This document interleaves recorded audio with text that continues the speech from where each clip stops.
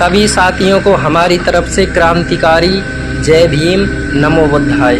तो साथियों, जैसे कि आप देख रहे हैं, दीपावली है और ये दीपावली क्यों मनाई जाती है इसका खुलासा इस वीडियो में ज़रूर किया जाएगा। वीडियो अंत तक देखिएगा।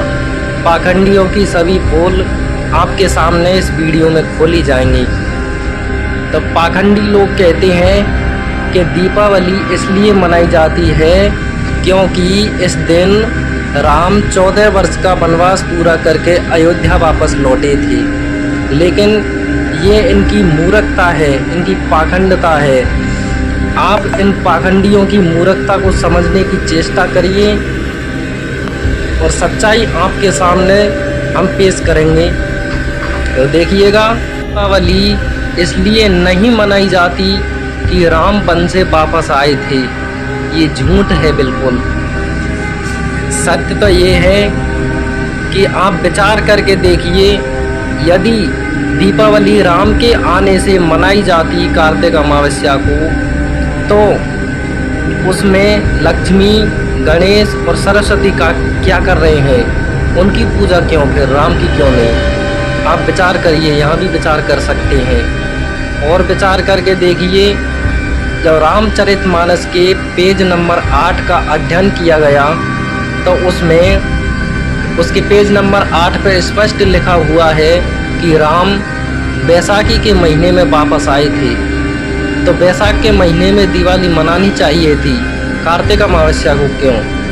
लेकिन इन पाखंडियों ने दुनिया को मूर्ख ऐसा बना दिया, पाखंडवाद का ऐसा रायता फैलाया कि लोग उस रायते को ही खाने में पीने में लगे हुए हैं, अपने इतिहास को नहीं समझ पा रहे। तो दीपावली की हकीकत हम आपको आज ज़रूर बताएंगे। दीपावली इसलिए मनाई जाती है क्योंकि कार्तिक अमावस्या के दिन जब भगवान गौतम बुद्ध पहली बार ज्ञान प्राप्त करके अपने राज कपिलवस्तु वापस लौटे थे, उनके आगमन की खुशी में पूरा नगर दीपों में नहल गया था। घर घर में खुशियाँ छाई हुई थी और असंख्य दीप जलाकर उनका स्वागत किया गया था इसी कार्तिक अमावस्या को। इसलिए दिवाली मनाई जाती है।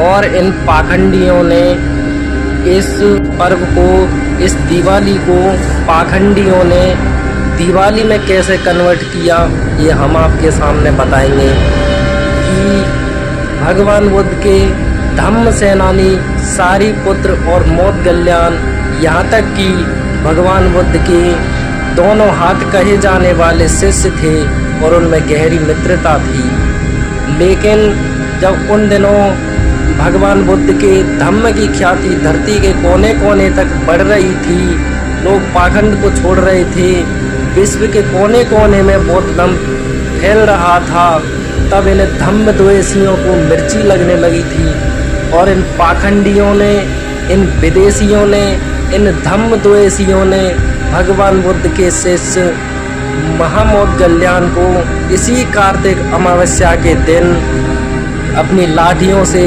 छल से उनको मार दिया था। इसलिए हमारे पूर्वजों को ये दिन घर में बैठ के रोने का दिन बन गया, मातम का दिन बन गया, अफसोस का दिन बन गया, दुख का कारण बन गया।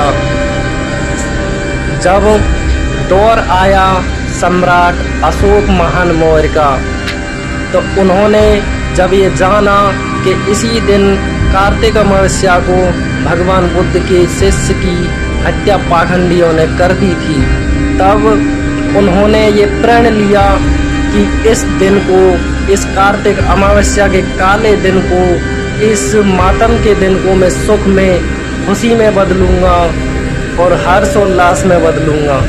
तब उन्होंने 3 साल का समय रखा था और 1 नहीं, 10 नहीं, 10,000 नहीं, 50,000 नहीं, बल्कि 84,000 बौद्ध स्तूप भगवान बुद्ध के धम्म के प्रचार प्रसार के लिए बनवाए थे अपने शासन में। जब सम्राट अशोक महान मौर्य ने धम्म धम्म के प्रचार प्रसार के लिए 84,000 बौद्ध स्तूप बनवाए थे। तो आज तो वे 8400 भी दिखाई नहीं देते। क्या उन्हें धरती निगल गई, क्या आसमान में उड़ गई? आप ये विचार करके देखिए। लेकिन सभी स्तूपों को उजाड़ने का उत्तरदायित्व इन पाखंडियों के, इन विदेशियों के, इन सपेरों के, इन मदारियों के, इन लुटेरों के ऊपर है सभी का। इन्होंने ही सभी बौद्ध स्तूपों को मंदिरों में कन्वर्ट कर रखा है, जैसे केदारनाथ, अमरनाथ, बद्रीनाथ, जगन्नाथ, विठलनाथ, पंढरपुर, कोणार्क का सूर्य मंदिर और तिरुपति बालाजी, मथुरा। आप मथुरा को समझते होंगे कि ये कृष्ण की भूमि है, लेकिन ये बिल्कुल झूठ है। कृष्ण की भूमि नहीं, बल्कि मथुरा बौद्ध सम्राट कनिष्क का गढ़ हुआ करता था। काल्पनिक कृष्ण जो दर्शाया गया है वे सम्राट कनिष्क ही थे, और उनके हाथों में जो सुदर्शन चक्र दर्शाया है वो उनके हाथों में धम्म चक्र था। अब चलिए एक बार देखिए, चाहे वो पिपलीवन का हो, चाहे वो पंढरपुर का मंदिर हो, चाहे वो तिरुपति बालाजी हो, चाहे वो मथुरा हो, चाहे वो जगन्नाथपुरी का मंदिर हो, चाहे वो उदंतपुरी का मंदिर हो, सभी के सभी बौद्ध विहार रहे हैं। पिपलीवन में सम्राट चंद्रगुप्त मौर्य के पिता जो थे राजा चंद्रवर्धन, उनकी धरोहर पिपलीवन में मिली थी, जहाँ से उनका राज हुआ करता था, मौर्य गणराज का संचार होता था। अब चलिए समय को वेस्ट ना करते हुए उसी जगह पे, जब सम्राट अशोक महान मौर्य ने 3 साल की अवधि रखी थी, जब 84,000 बौद्ध स्तूप बनकर तैयार हुए, तो उनको ये संदेश मिला कि बौद्ध स्तूप बनकर तैयार हो गए। तो उनके उद्घाटन के लिए इसी कार्तिक अमावस्या का दिन सम्राट अशोक महान मौर्य ने रखा था, और उन 84,000 बौद्ध स्तूपों का उद्घाटन इसी कार्तिक अमावस्या के दिन असंख्य दीप जलाकर सम्राट अशोक महान मौर्य ने उनका उद्घाटन किया था। और फिर से इस मातम के दिन को, इस दुख के दिन को, इस काले दिन को उन्होंने खुशी में बदला, हर्षोल्लास में बदला और खुशहाली में बदला। और फिर से इस कार्तिक अमावस्या के दिन को सम्राटों के सम्राट अशोक महान मौर्य ने फिर से जीवंत बना दिया था, और इसका नाम दिया गया था दीपदानोत्सव। दीपदानोत्सव के नाम से यह त्योहार प्रत्येक वर्ष कार्तिक अमावस्या को मनाते थे बौद्ध लोग, लेकिन पाखंडियों ने फिर से इतिहास भुला दिया और हमारे लोगों को गुमराह कर दिया। भारत के मूल निवासियों को, भोले भाले जनता को जैसे मूर्ख बना दिया, और वो इस काम में सफल भी रहे हैं। जनता को मूर्ख बना दिया। इस दीपदानोत्सव के पर्व को, बौद्धों के पर्व को, सम्राट अशोक महान मौर्य की धरोहर को इन पाखंडियों ने, इन विदेशियों ने, इन ब्राह्मणों ने, इन आतंकवादियों ने, इन मदारियों ने, इन सपेरों ने, इन लुटेरों ने, इन चोरों ने, इन गुंडों ने, इन मवालियों ने, इन ढोंगियों ने दिवाली में कन्वर्ट कैसे किया। जब सम्राट अशोक महान मौर्य के ज़माने अयोध्या का नाम साकेत नगरी था, और उस समय राजा हुआ करते थे मौर्य वंश के अंतिम शासक, यानी 10वें शासक सम्राट बृहद्रथ मौर्य थे। तो छल से पुष्यमित्र शुंग ने सम्राट बृहद्रथ का कत्ल किया, और मंदिर जो बौद्ध स्तूप थे उनको तोड़वाना शुरू किया।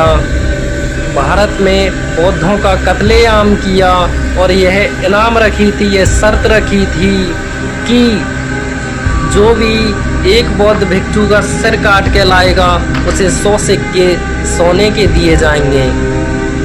इसी तरह भारत में बौद्धों का कत्ल हुआ और जो पुष्यमित्र शुंग था उसी को पाखंडियों ने, इन विदेशियों ने राम बता दिया। और अयोध्या जो थी साकेत नगरी थी, बौद्ध नगरी थी, उसी को इन्होंने अयोध्या बता दिया और लोगों को मूर्ख बना दिया। और लोग आज भी हमारे अपने इतिहास को नहीं पहचान पा रहे। मैं सभी से अपील करता हूँ कि अपनी धरोहर को पहचाने, अपनी मूल इतिहास को जाने और अपने महापुरुषों के पद चिन्हों पर चलने की कोशिश करें। और सभी को जय भीम, नमो बुद्धाय।